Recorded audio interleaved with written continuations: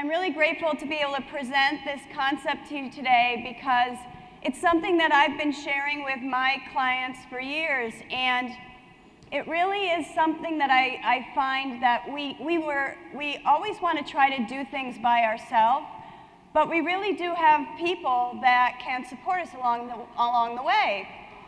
So today we're going to talk about building our own personal board of directors. And we have some amazing women coming up in a couple of minutes who have tons of experience because they've been incredibly successful in their journey, and they're going to have some tips and some guidance, and hopefully you leave here today feeling more grounded, a little more confident about what you're trying to do, and you can identify some people that are really important to you.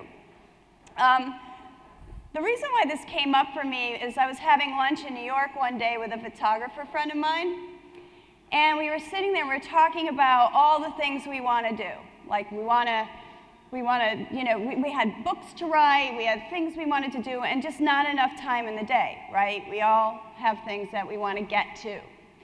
And of course, my friend said to me, well, you know, celebrities, they do it all. And I said, well, yeah, they're traveling, they have clothing lines, you know, they're writing books, they're doing interviews. And he said, yeah, but you know, they pay a bunch of people to do all that for them.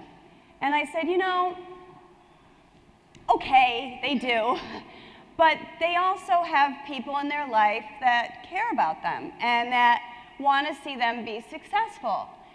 And I left that lunch thinking, you know, who are my people? You know, who do I have in my corner that wants to support me to do the things that I care about and that are meaningful in my life? So I thought about it a little bit more, and one of the things in coaching that when someone comes to talk to me, I say, please don't just use me as your sounding board. Really put it out there to other people in your life, because at some point I'm going to go away and you're going to have to connect with other people for accountability, for encouragement, and a lot of other things. And I started to think about, you know, nobody really does anything alone. I mean, companies have people. They have a board of directors.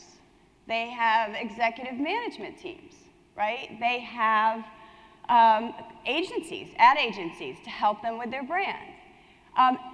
Ultimately, they make their own choices and they decide how to forward things and support the mission of whatever the company is, but they don't do it by themselves. So let's just get to the next slide where I want to just define what a personal board of directors might look like. So it's a diverse collection of individuals that offer guidance, encouragement, and accountability when making decisions that can affect a goal or outcome. Now, I'm not saying that any of us want someone to take care of us. We're not saying that the board completely takes you away and then you reach your goal. No. I think that, you know, I'm also not promoting the idea that we don't want to have our own ideas. We do. We love to work on our own. As creative people, we certainly love it when we come up with a great idea, and we love it when it gets executed, and we love it when it's successful. But this is just one little step towards making it easier for you, and also an opportunity for you not to be by yourself in the process. So this is kind of where I started to think about what's an easy exercise for my clients to focus on that you can get started on thinking about who your board of directors is. And it's 4 categories of people. If it goes, there's, the first category are cheerleaders. I'm using my board, or some of my board, because I feel like I have a lot of really good people in my life. Cheerleaders are the people that love you already. Like, you can do no wrong. They are there to listen to you. They are there to support you. They think you're the best thing since sliced bread. In fact, my mother's in the middle over there.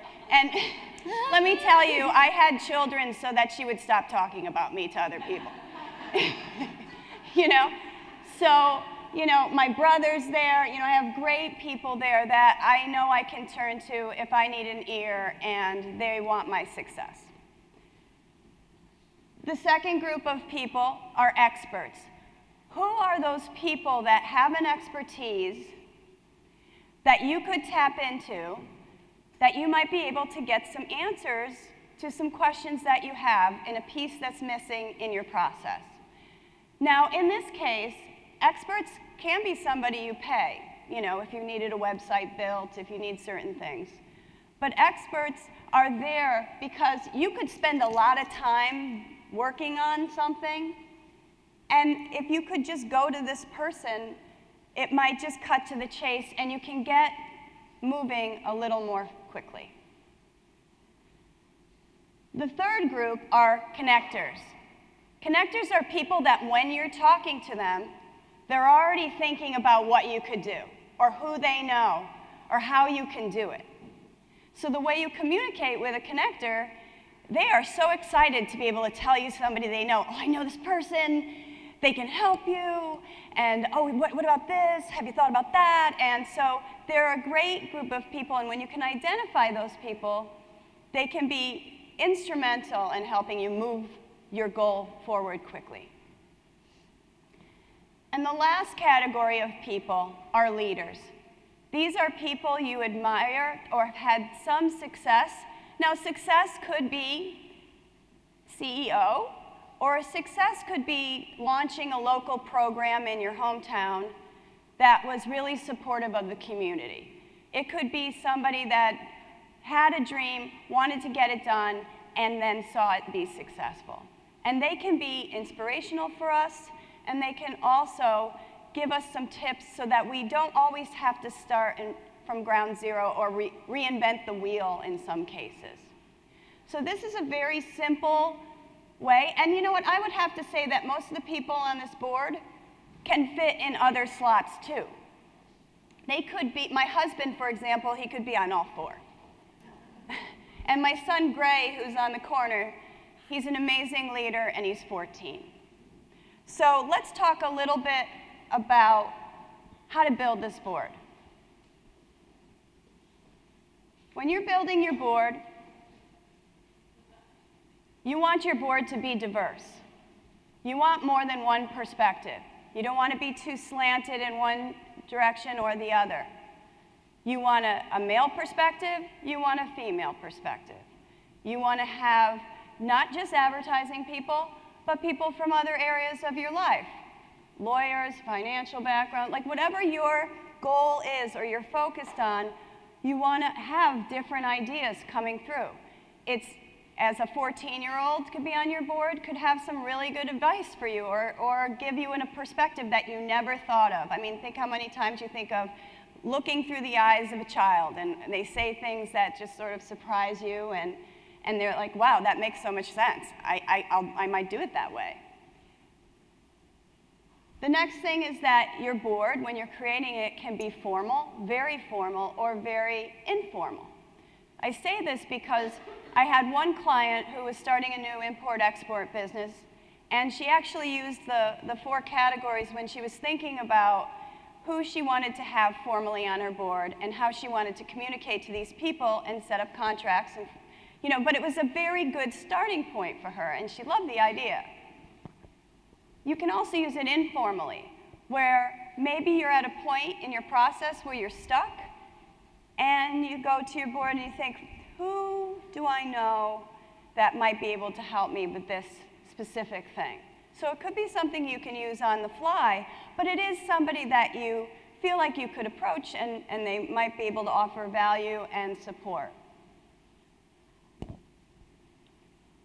Then there are people you know, and then there are people you don't know so well, right? So there are people that we maybe have known all our life who could be really helpful and they've come along, we completely trust them and respect them. But then there are the people that maybe we want to know and that we want to get to know and connect with that, we might have something to offer them too. And this is something that's important to remember.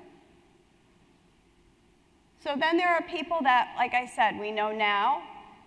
And then there are people that we don't even know yet.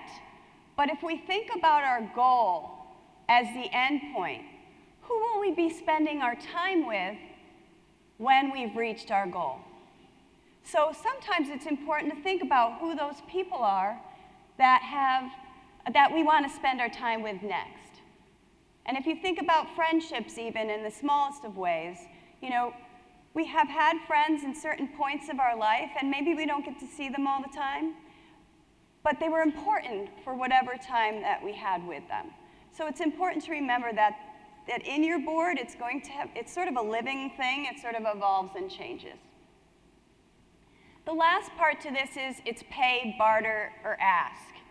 So when we're thinking about what we're trying to do, there are certainly times when we pay someone for support. And it could be somebody we know. But if it can get us to that answer quicker, the money is well worth the price. And then in the barter situation, you have skills, you have things you can offer. Maybe there's a barter here with somebody in terms of on your board that can help you out. And then the last one is the ask, and that's how do you want to set that up, and how do you want to communicate that to someone? So at this point, I kind of want to say to you, you know, when you're building your board, you know, just think about it in terms of a living, breathing thing, and that you don't have to be alone. Hello? Hey. Hey, can you help me move? Oh, you know what? I'm stuck at the office. I would, but I'm sick in bed. Hi, I'm moving. No problem, sir. The Xfinity Mover's Edge program makes it easy to stay connected to your TV, internet, and home phone when you move. Thank you. Finally, get some help moving. Get your Xfinity services professionally installed on the date you choose within a 2-hour window guaranteed. Or have a self-install kit sent to your new home. Plus, learn about Xfinity Home, your total home security and control solution. Call 1-855-MOVE-EDGE today. Okay, so now we're to the hard part. How do we ask? Okay? How do we ask for something? He looked like he was doing pretty well. But then they thought, no, I'm busy, and I'm just not going to tell you the truth.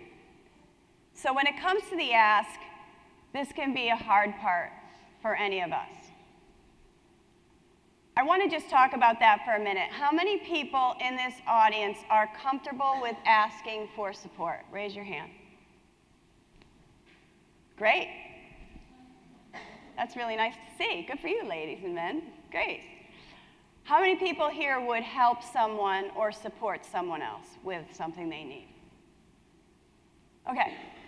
So mostly everybody in this room will be happy to help someone with something that they have going on for themselves. But it is a little bit more difficult sometimes to ask for help. So that brings us to the next section. How do you ask for help, and do you really know what you need? Based on your goal, what are you trying to do here? Where are you trying to move to? And honestly, what is important to you in your life that you want to make happen? So this is the section we call communicating with your board. How do you want to talk to your board so that they stay engaged or that they can offer you support? First of all, and thank you for raising your hands and saying you don't mind asking, because you have to own your ask. You have to believe in what you're asking for. I think this conference is a perfect example of what we've been talking about for the past day and a half. You have to ask for what you need or what you want, because sometimes people just don't recognize that you even want anything or that you ever want support. I heard Chris Edwards, I see you in the background, I heard that you said you have to ask for your assignments. And that is an important thing. We have to ask for what we need. But there's a piece to that you have to ask out of your comfort zone.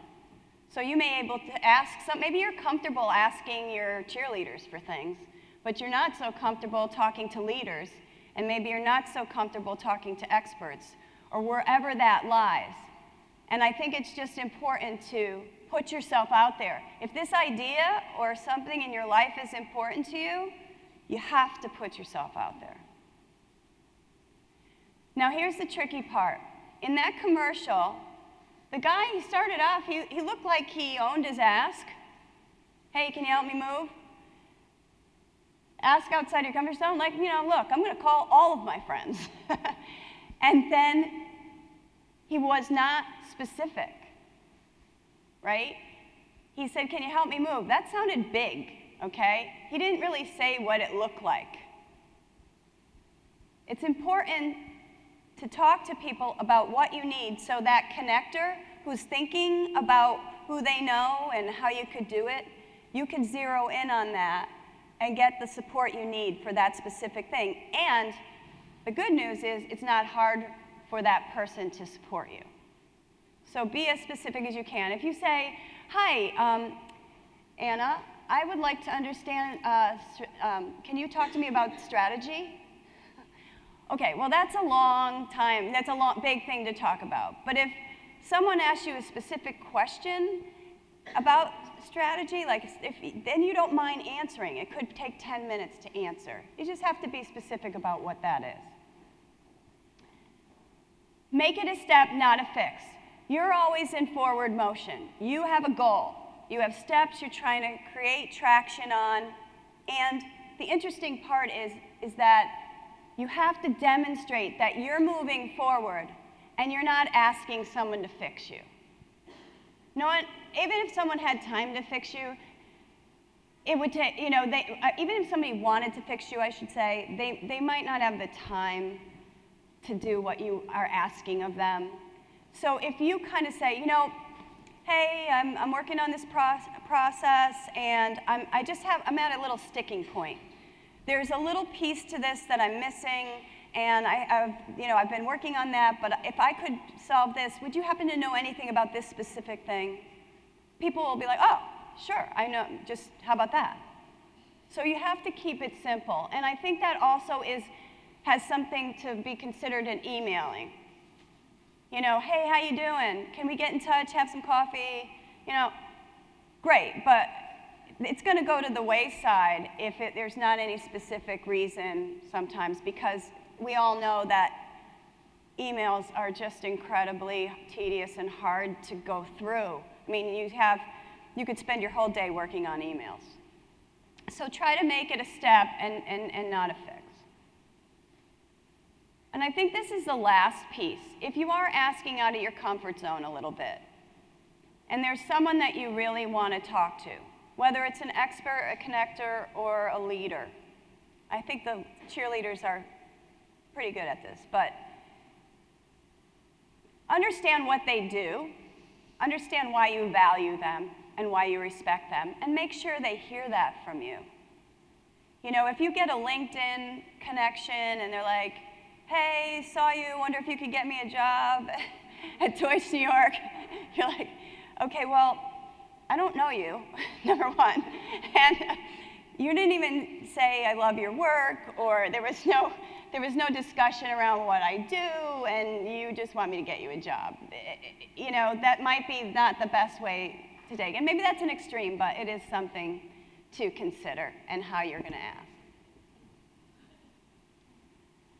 So at this point, and I'm definitely, you know, I know that's a lot of information. we're gonna have some question and answer at the end. But at this point, I really would love to invite 3 amazingly successful women that I've had the pleasure of meeting to come up and talk to us about their experiences building their own board of directors and some tips and some guidance from them. So come on up, ladies. Thank you.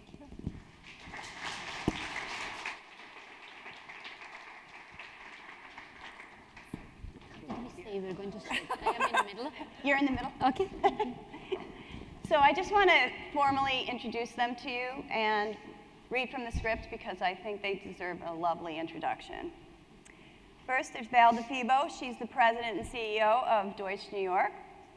Val is a 23-year veteran of the company, and through her leadership has been instrumental in help define Deutsch's culture and spirit. She's the cornerstone of their unprecedented growth, and she frequently speaks on leadership and creativity, which is perfect for us today. Anna Andjelic is the SVP and Global Strategy Director of HAVAS Media and LuxHub. It's a global strategic consultancy working with top luxury fashion and lifestyle brands. Excuse me. She's earned her doctorate in sociology and was recognized as one of the top 10 digital strategists in the world by The Guardian. And our last panelist is Jen Ostrich.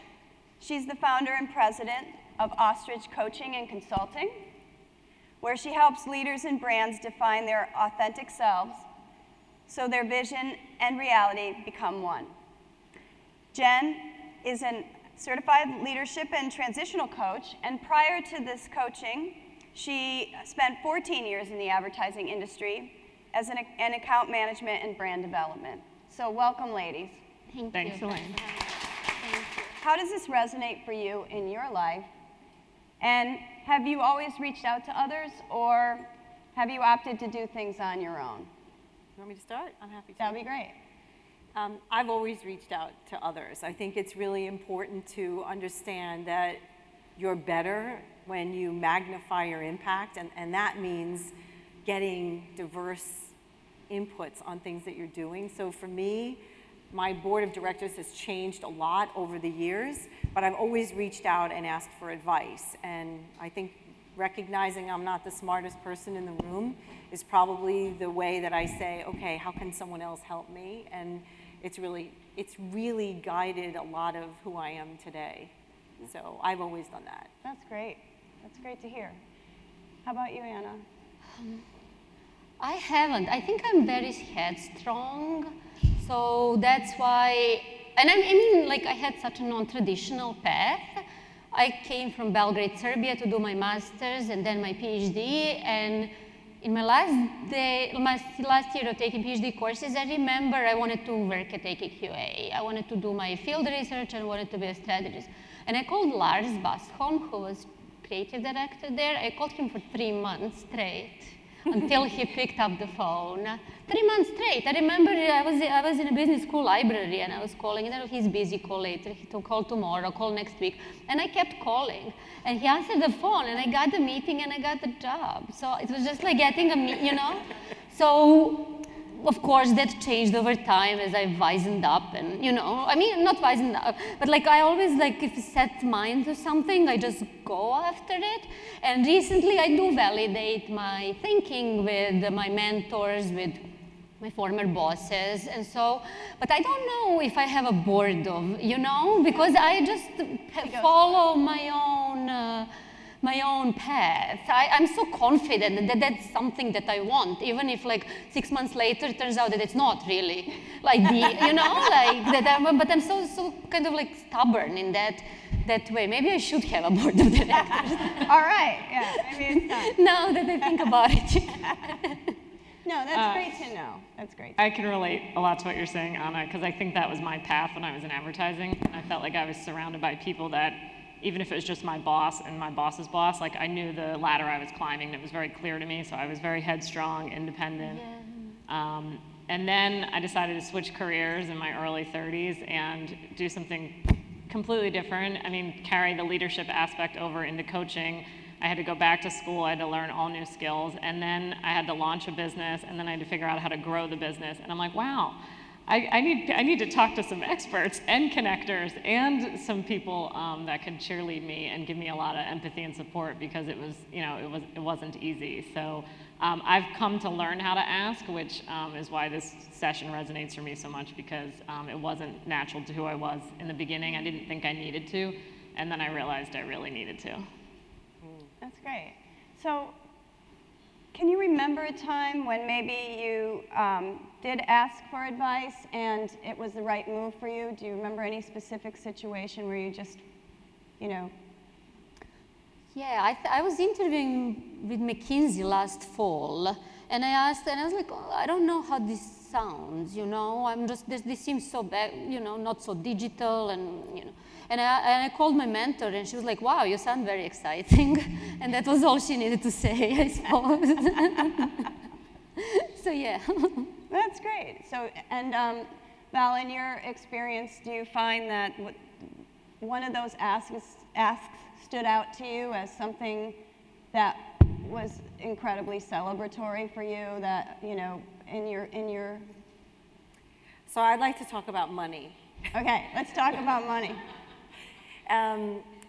It's very difficult to prove your worth and say, this is what I think I deserve to be paid.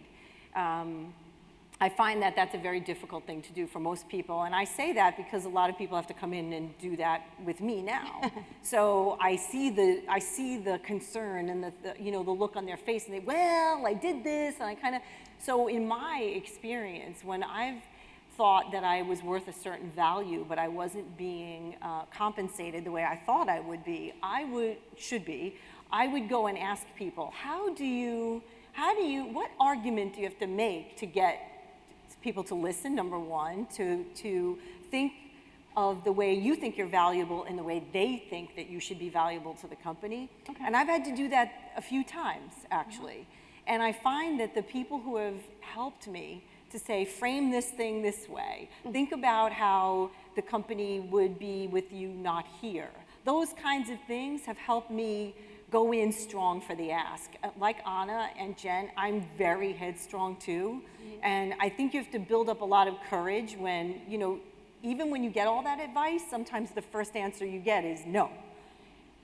No is not good enough. No is not good enough, but you have to be willing to make the alternative move. So you have to know that you can go do something else when the answer is no. Right, when you want to when you're like ready to walk away. Yeah. And I also found that women more explain their achievements than men, and I think I think we should go in opposite direction, just like knowing that's the case, like just like be short. And also when asking about salary, the worst that can happen, they can say no.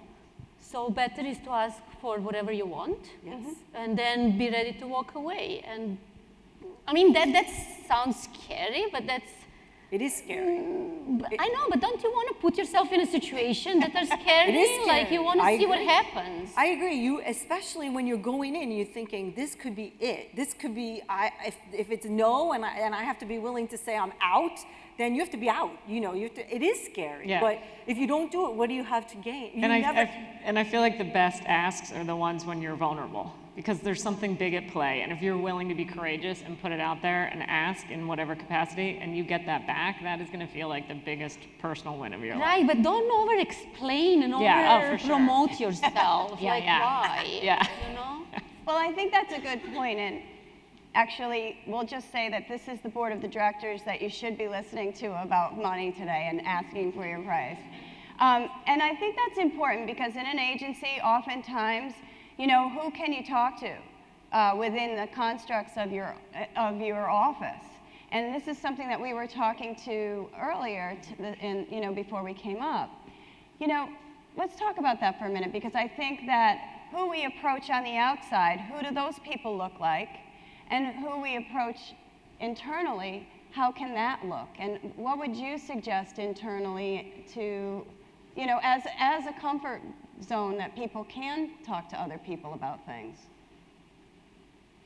For me, it's about trust. You know, you have to know people well enough to know when you're transparent with them, you can trust them. Because what you don't want to happen is to find out that everyone's talking about this thing that you just confided in someone. So the board, you know, I know what you're saying.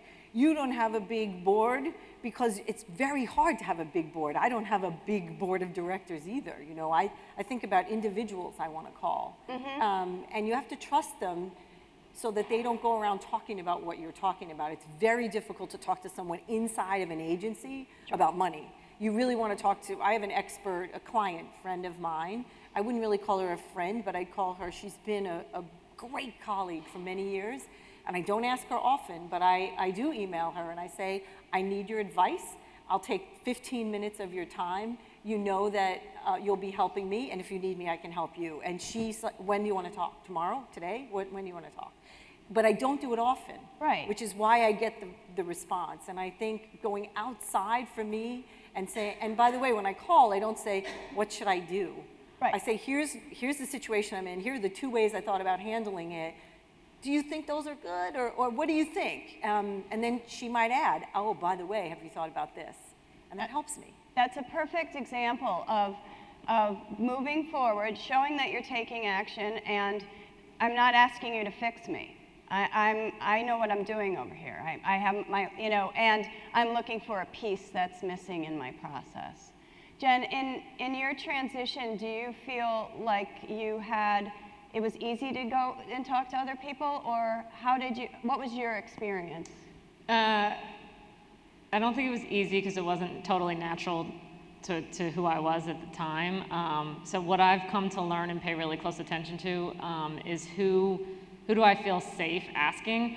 And that's a hard thing to answer because you don't always know the person. Like you might be speaking to a connector and you're asking them, hoping that they'll connect you. But I try to think about who's going to understand where I'm coming from and have the ability to put themselves in my shoes and hold a little empathy for why I might be asking for what I need.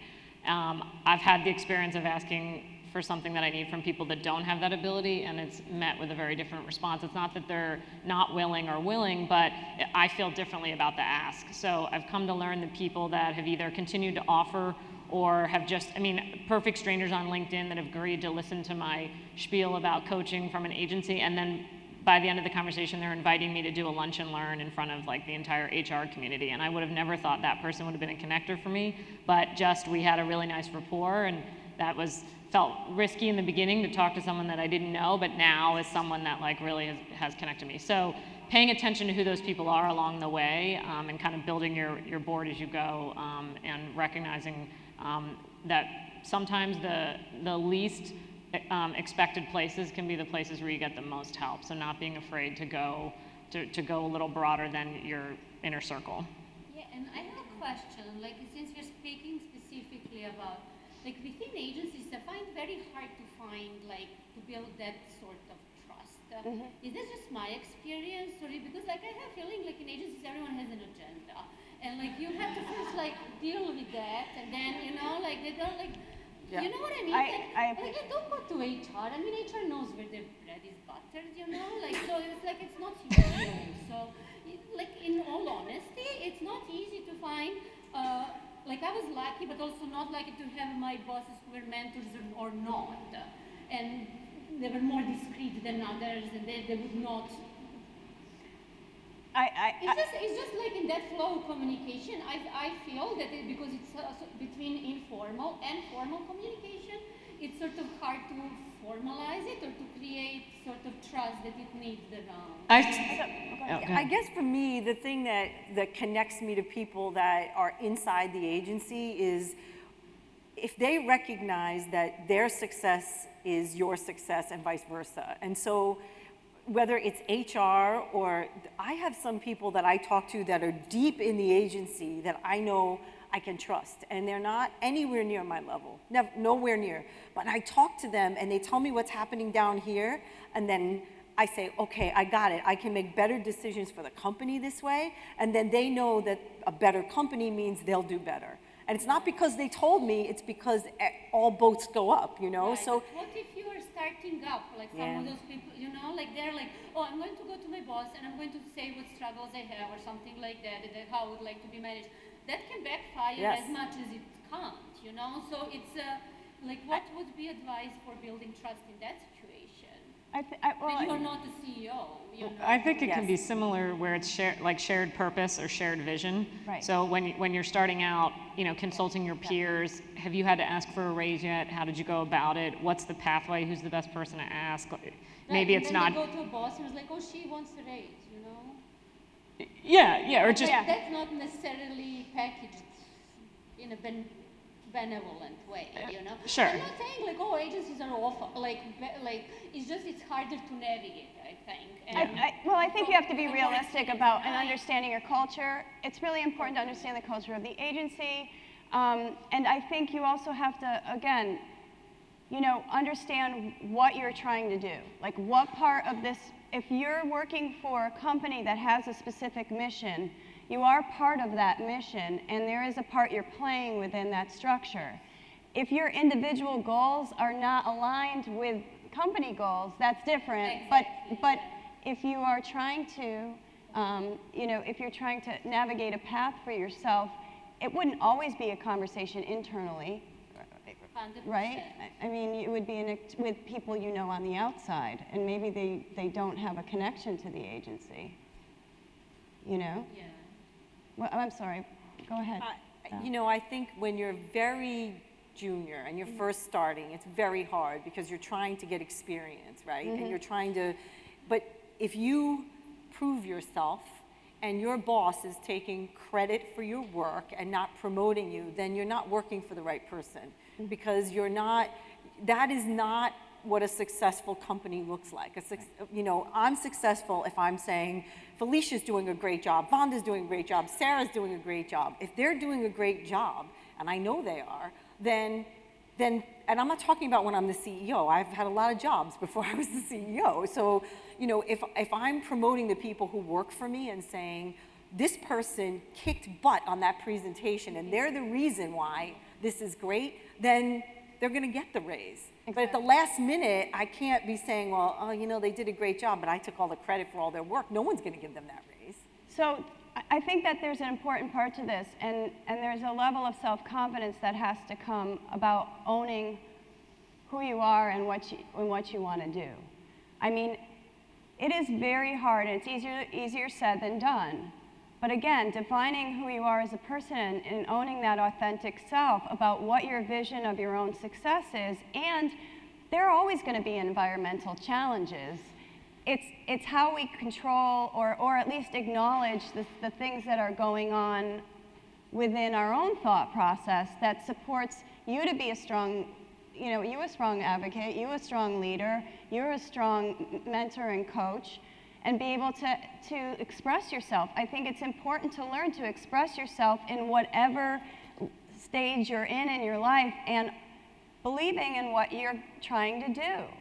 And that is really hard for a lot of people, but it is something to start taking a look at. Why am I being negative and why am I not advocating for myself?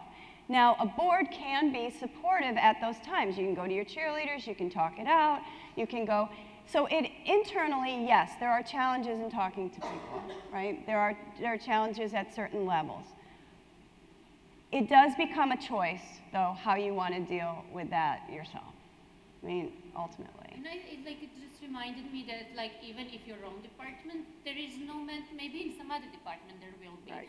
So don't limit, I mean, it's not about limiting yourself. Maybe, like, you're a strategist, but in a creative department, there is someone you really get along well with, or experience design, or account planning, right. You know, or like account management. So doesn't, So, right. It's going laterally, not just. Yeah. Right, and I think all of our points are well taken, and I think, you know, we've talked about, you know, there's different things that we have a limited amount of time, but, you know, even in our own path of, we all have our own journey.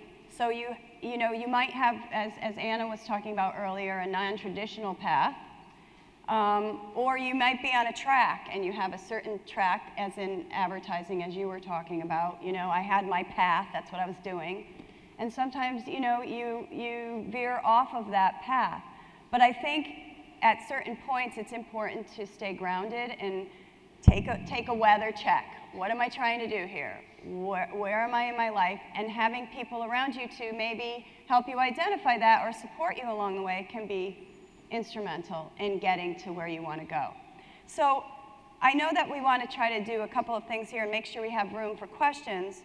But I guess the last question I would ask you as leaders is, what advice would you give to people in approaching somebody maybe new that they don't know and want to add to their board of directors?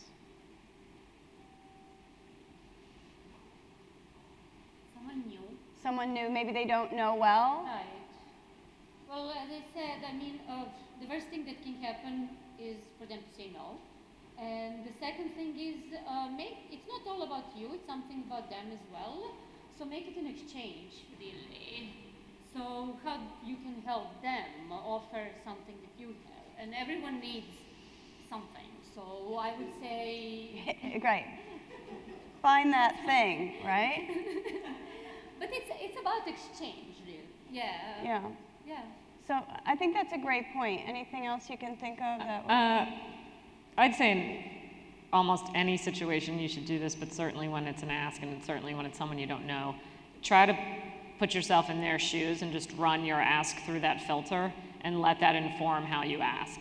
So just imagine if it's someone that's extremely busy or that doesn't know you or might not understand why you're reaching out. Just try to think about that from their perspective and allow that to help you position what you're asking for. So to some of Elaine's earlier points, like being really specific about the ask, acknowledging their expertise in the space and why you feel like they're the right ask. I think all the time people just want to feel understood, heard, and validated. So if you come at that conversation with that person feeling like you have them in mind, even though it's about your ask, they'll be much more willing to help because you've considered them. Be short. Yeah, be short. Yeah. And I think tell someone why you're interested in their feedback. So in other words, I get a lot of those LinkedIn things that say, can you get me a job? Or, you know, I saw you speak at a conference and the truth is I actually was stuck in another city. I didn't speak at the conference. Someone stepped in for me. That's a lie, you know. So that one you just go, whoops. But when you're reaching out to someone you don't know to say, you know what, your background interests me. I've heard that you take on interns from 6 different places and you try to keep them diverse so that you get a diverse group of people. That's why I'm reaching out to you. And here's my specific thing. I want to know if you can connect me to people. I want to know if you have openings. I want to know just so that I know what you're asking me, because sometimes I can help, but sometimes I can put you in touch with other people so I can connect you to a place that's better so that you can get a more quick action. Sometimes Anna was saying she's back and forth to Europe, back and forth. I'm on a plane a lot, so sometimes I'm not the best person to reach out to, but I can connect you to someone who's much better and who'll get back to you like this. No, that's a great point. So we thought we'd take just a couple of minutes for you to kind of think about this and do a little exercise. Very quick. It's not painful.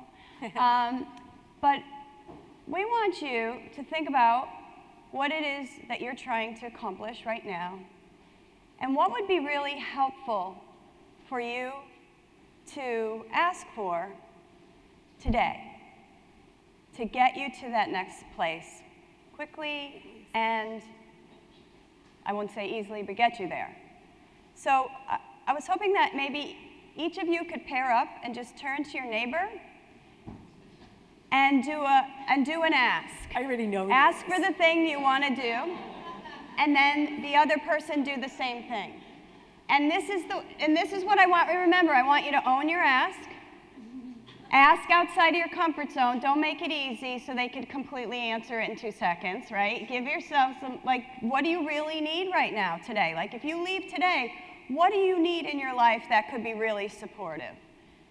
Okay, want to give it a try. Be specific, make it a step, not a fix, and get a little feedback from your partner. How's that sound? Give it a little try. We'll take 4 minutes. Thank you, ladies. So you can all continue this over lunch, which is great, but we wanted to make sure that you got to either mention how that went for you, or maybe had a couple more questions for the panel, and we want to make sure you get to do that. So how about, I don't know where we are with the microphone. There is a question. Oh. I feel like I'm a perfect person to talk about this because Val was on my experts. I'm Hillary Black, and my brother worked for her for, I don't even know, 15 years as group creative director. Hi, Hillary. And hi, Val. And I just did my ask with her less than, I think, 2 months ago, and we're gonna schedule a time to meet. So I had an ask, and it was an ask that I felt really proud of and something that was a part of our company that we wanted to create a division to help people. And I had to just think of those people that I could reach out to. And I spoke to my brother first about it to make sure he was okay. And I just felt like if I was passionate enough about something, people want to help. There were, I would say there were like 10 people I reached out to, all directors of talent acquisition at agencies. I think Val was the only CEO, and I didn't know what to get back. I really didn't. I didn't know if people would call me back, if they'd write me back, what they would do. I told her exactly what I needed, actually. I felt like it might have been a little too wordy, but I gave her that's just me, I'm a little too wordy, so it makes it challenging. But I told her what I needed and what would be really helpful, and that if she didn't have the time, I'd let her off the hook. That was really big, because I feel like it was saying, listen, I'm asking for a lot. You're a CEO of a company. I can't imagine how busy you are. I'm busy, 2 children, running a company, all of that. I can't imagine. So I just put it out there and let her off the hook if she couldn't. And I just think that was just the advice I wanted to share. And they all but one wrote me back. So, That's great. Yeah. That's good to hear. So thank you, Val. Success story. You're welcome.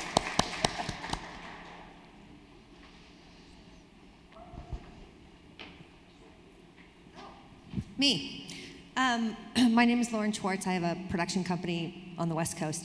And we were just talking about this, but I have a loose board of, I didn't know it was a board of directors, but I have a loose, I definitely have the cheerleaders, I have a few experts, but I've always, as a woman, well, I would say there's about 8 woman-owned, woman-run production companies in the country, right?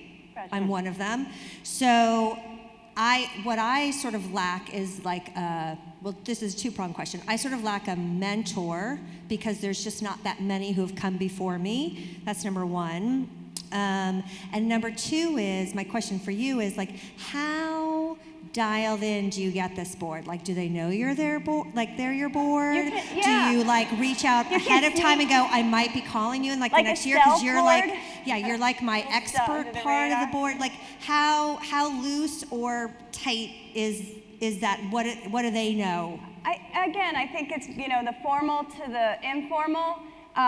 You can access people, and I have had people, I had lunch with a creative director that I used to work with, and, he said, I just asked this new person, who owns a production company, actually, in North Carolina to be on my board, and he formally asks people, can I tap into you if I have a question, and he sets it up, and he framed it for this other person, and it can be really helpful. I will say quickly that there was a point in my business where I had a few questions. I was burning, I was like burning the candle on both ends, and I was involved in a lot of community stuff, and I typed a little, what is it, one of those, like a, I don't know, doodle things where you can get a schedule and get everybody to join. And so I sent out, and I sent an email out to, and I said, I need some wisdom, and I connected with a producer, a photographer, an account person, a marketing person, and all people that I had known, and I said, these are the questions I have. I would love it if we could get together. I will buy drinks and appetizers. and I set the agenda very tight about the specific things. Now, what happened there was when we got together, they layered it. Like, they all had an opinion, which was great.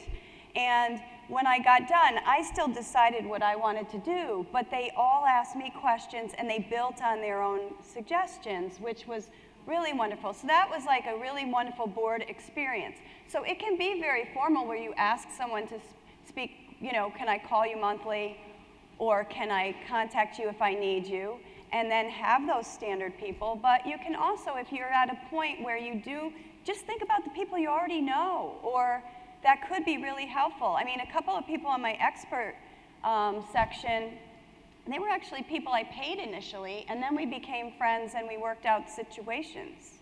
So, I think you can use it to your advantage. And trust, again, becomes part of that. Like, I genuinely like people that I've asked to be on my board. I'm not, I think people worry that they're taking advantage, but this was something I didn't mention, but why is connecting with people and finding out information weak? Isn't that a strength? I mean, think about people that have been successful. You said, they went and they took it on and they talked to somebody and they got it done. If they hadn't asked or put themselves out there, they would not be where they are. So that's a strength, not a weakness.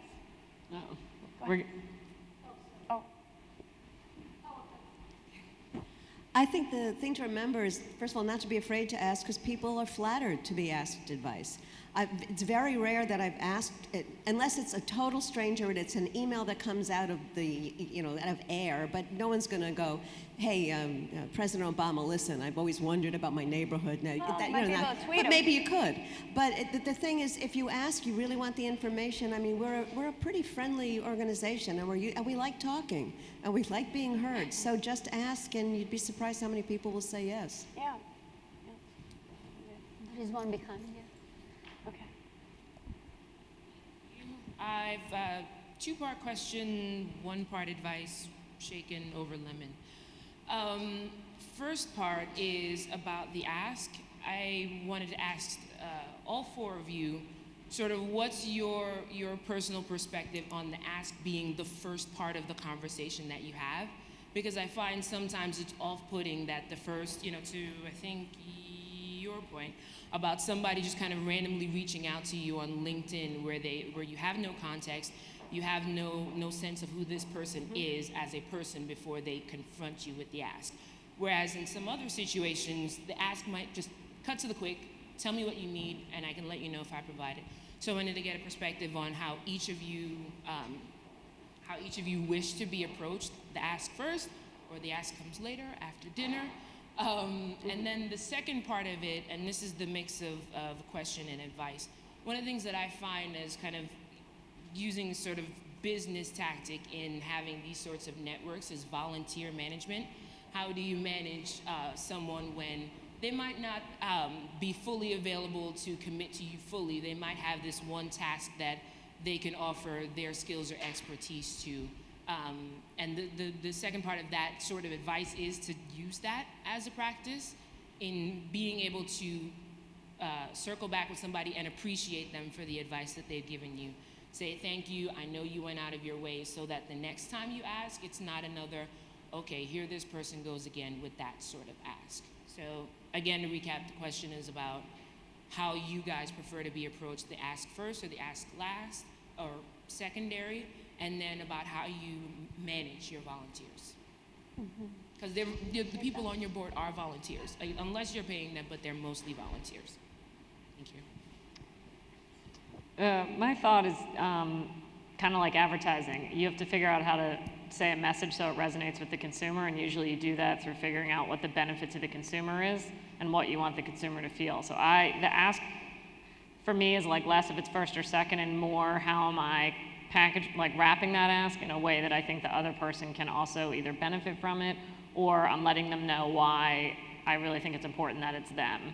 So I'm trying to connect with them about them before it's about me. Yeah, I prefer direct. Being direct. Here's yeah. a surprise.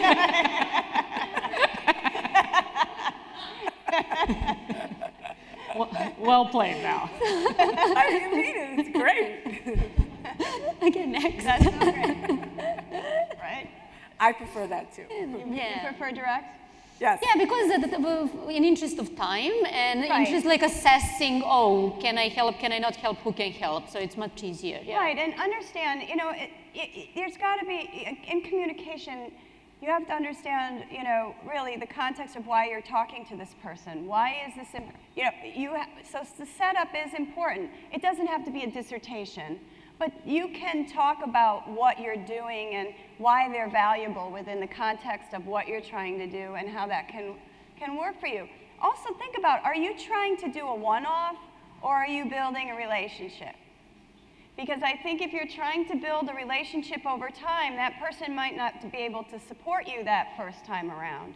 But if there's something that maybe you might be able to share with them later, or there is something that you intrinsically care about, what they do, over time you might be able to circle around again at a point where you'll meet at an event or something like that and say, I've been just keeping track of you and you have this amazing something, and I still love to talk to you about this thing. I mean, timing is everything, right? But relationship building is what this business is all about.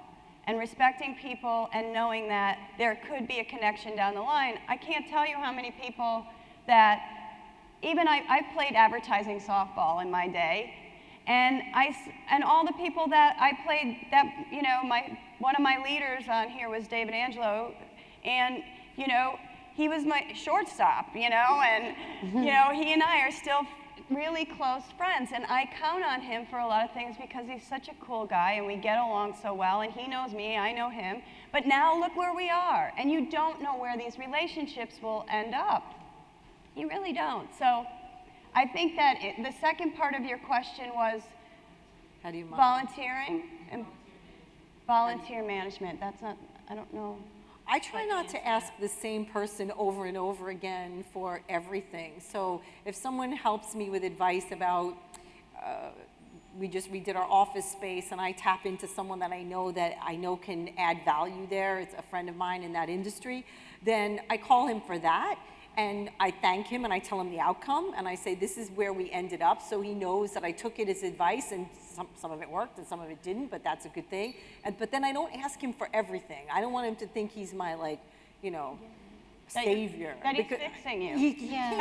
And I also think reciprocal relationship works, so if they will, then you may go out of your way to offer something back. And just make sure to offer, even if, you know, I think that's...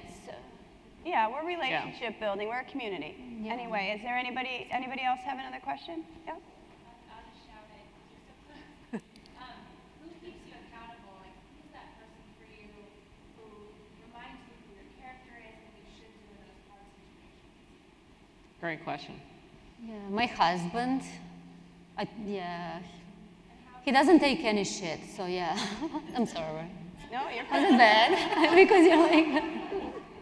I feel lucky enough to have a whole colleague set of coaches, and that's what we're known for. So even if I try to get away with something, I trust that I have a few coaching colleagues that'll say, that doesn't seem like you or the brand that you're trying to build, or a decision that you would have normally made. What's going on? And then, you know, then I have to talk about it and think about it. But it's a good thing. Yeah. So accountability is big.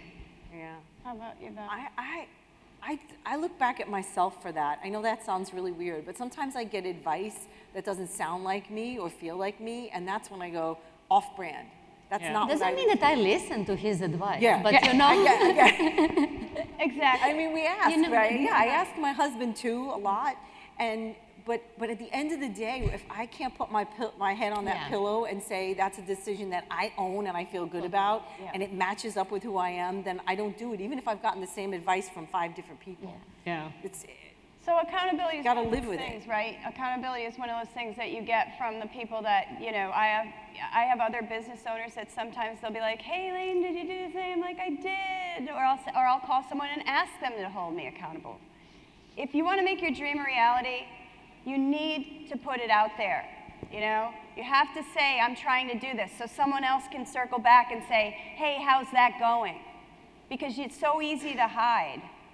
It really is. Even, we know, we're coaches. We have people that they go, oh God, I didn't do anything this week. And you go, okay, well, talk to other people too, because you gotta get this done, you wanna do this.